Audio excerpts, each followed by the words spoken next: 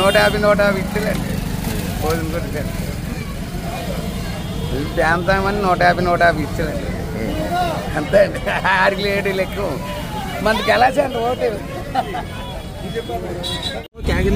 రాణ తిప్పుతుంది ఓటు మంద ఎందుకు వచ్చావు మరి అమ్మన్నారు కాబట్టి వచ్చి మా దగ్గరే చెన్నాలు మా దగ్గరే దేనికి వేస్తా ఓటు క్లాస్కి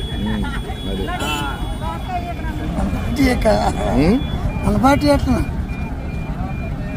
మేమందరం మీ పని చేసేవాళ్ళం అండి మేమందరం మీ కార్యకర్తలు అండి వెళ్ళిపోయాం అంతే సంగతి ఎలా వచ్చారు మామూలుగా వచ్చారా ఓటు ఎవరికి మరి ఓటు ఎవరికి సైకిల్ కాదు ఇప్పుడు గ్లాస్కి వేస్తున్నాం కదా చెప్పారా నమస్కారం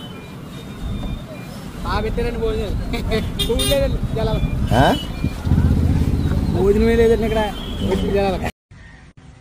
ఇప్పుడు గీత గారు నామినేషన్ వేయడానికి వెళ్తున్న ఆటోలు రెడీ అండి కానీ ఇది ఎస్సీపేటలో పెట్టారు కానీ ఒక్కరు జనాలు కూడా రావట్లేదు ఈ బయట నుంచి 500 నడిచిన ఎవ్వరు రావట్లేదు. జై జనసేన.